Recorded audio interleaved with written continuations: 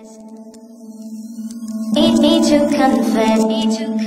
today we're going to discuss one of the most poorly devised elements of most people's programs, and that is conditioning. So we're going to talk through three main areas in conditioning to give you a bit more of an understanding around the general topic, so that when you go forward and make a program or design an intervention, you're not going to make a cunt of it. So those three main topics we are going to discuss will be the energy pathways themselves. We'll discuss the contributions of those pathways and how that relates to exercise intensity.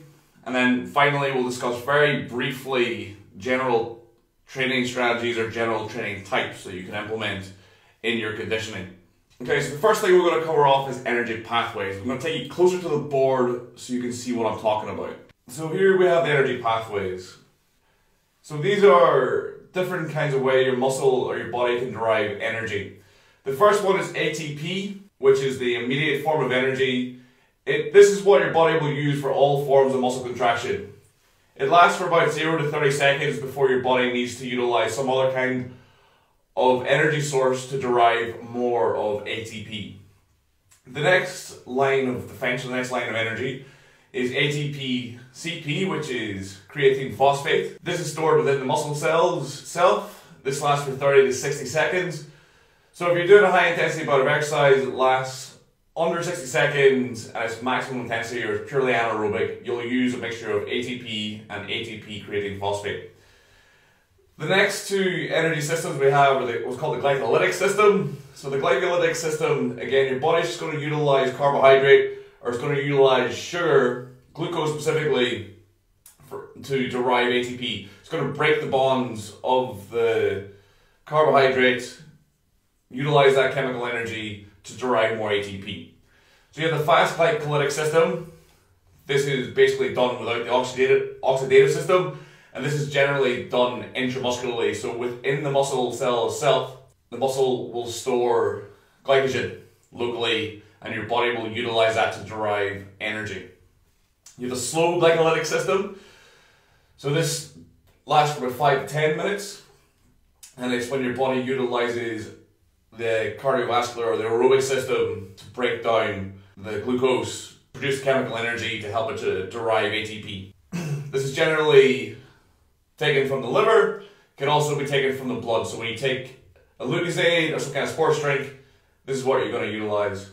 And then finally, you have the aerobic or the lipid system. And this is, your body can utilize this for a very long time. This is a hell of a long shelf life on it. So I'll put 10 minutes plus, but it could go on for hours on end. In fact, it goes on for the majority of your life. So those are the energy pathways your body can utilize to derive energy. Now we'll discuss the contribution of those energy systems into exercise intensity. So here we have three graphs. In the blue, we have the aerobic system, and in the black, we have the anaerobic system. So the anaerobic system is made up of ATP, ATP creatine phosphate, and fast glycolytic systems. The aerobic system is made up of slow glycolytic system, and your aerobic system, and your lipids, or your fats, or oxidation of fats. So here at low intensity, we're utilizing 80% of the aerobic system and 20% of the glycolytic system, or 20% of the anaerobic system. This could be something like a walk, or it could be a slow jog. Moderate intensity exercise or medium intensity exercise, so this could be a 5K run, could be a fast mile, something like a longer run at a kind of a higher intensity, longer run. Here we're going to utilize somewhere around 60% of the anaerobic system, and that's going to be supported by utilizing 40% of the aerobic system. And at high intensity, so this could be a sprint, this could be interval training, this could be a minute interval, a 2-minute interval, some form of HIIT, such as a Tabata interval. You'll utilize 90% of the anaerobic system and 10% of the aerobic system. And you'll see at the side here I've put in LA, which stands for lactic. So when you're utilizing a low intensity exercise, your lactic production is fairly non-existent, and your body can clear that waste product quite easily. On a moderate intensity or medium intensity, you'll get some kind of lactic buildup, but generally your body can clear it. And in high intensity exercise, with insufficient rest, your body can't clear the lactic acid out quick enough. So you get lactic accumulation within the muscle, and eventually you'll get fatigue and localized muscular shutdown from the buildup of the lactic acid within the muscle. Okay, so now we went through the energy pathways. We went through the different kind of exercise intensities. Hopefully you'll see it's not as straightforward as the low intensity exercise, such as fat burning exercise is going to utilize fat. It is going to utilize mainly fat. However, if you want to utilize only fat, you're better off sleeping. It's a contribution. The intensity of the exercise determines the contribution from each energy system. And ultimately, that's irrelevant. The energy substrate that you utilize within exercise itself, if the goal is fat burning, if the goal is weight loss, calorie expenditure is the thing you should be worried about.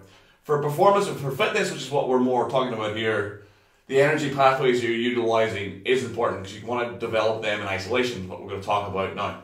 So here we have three kind of subheadings you can utilize, or three categories that you can think about when devising a conditioning training program. The first one is aerobic. So here you can utilize interventions such as steady state, interval training where the intervals are lasting around a minute or longer with sufficient rest. Basically here you're going to develop your lung capacity, your stroke volume, you're going to develop capillarization, you're going to develop what's called a central adaptation. So central adaptation is mainly around the heart and lungs. So utilizing this kind of training, you're going to build up your baseline fitness. The better you are in this category, the better you're going to be down the line, as long as you have the other capacities trained. So category 2 is the anaerobic system. So here we're working on what's called peripheral adaptation. So peripheral adaptation is muscular endurance. So if you're doing an activity in the legs, if you're cycling for instance, we're going to produce adaptations such as capillarization of the muscle, upregulation of certain enzymes and clear waste products, your ability to operate under lactate. These are all going to develop locally within whatever the limbs are working or whatever the working muscles are.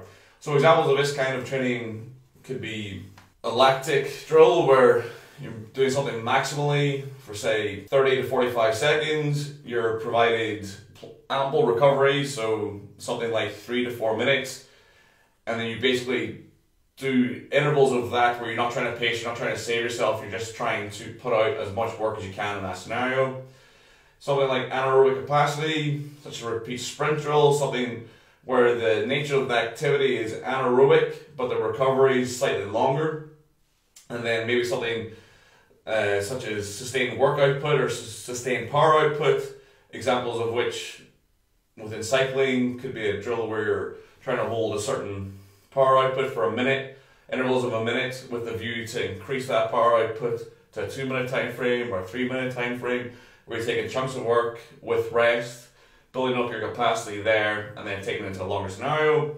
Or another example might be something like CrossFit, where you take the workout like Grace, where you're maybe chunking it into smaller blocks of work, such as say 15 reps in a certain time frame with a certain rest, done for intervals, with a view to when you go to the actual workout, which is 30 reps put out under time, you're conditioned for that. Finally, we have conditioning specific to the event you're trying to get better at. So for example, for this would be going to your sport, if it's rugby, if it's football, if it's Gaelic, going into training scenarios, small-sided games, and things that actually relate to the sport or the event you're trying to get better at. Okay, hopefully that's given you a bit more of a grounding within conditioning. Some very broad topics, I'm sure some factual inaccuracies in that. But hopefully it gives you a bit more of an idea of how you can truncate your training, what on a very basic levels of physiology underlying conditioning, how the different energy systems contribute to different forms of exercise, and then different ways of categorizing and thinking around the exercise training. Thank you very much for watching. My name is Marquise. This is What Do Wednesday. I'm from Cast Iron Strength. You want to check me out, www.castironstrength.com. Check me out on Instagram at Cast Iron Strength, also on Facebook. Thank you very much for watching, and I'll catch you in the next one. Goodbye.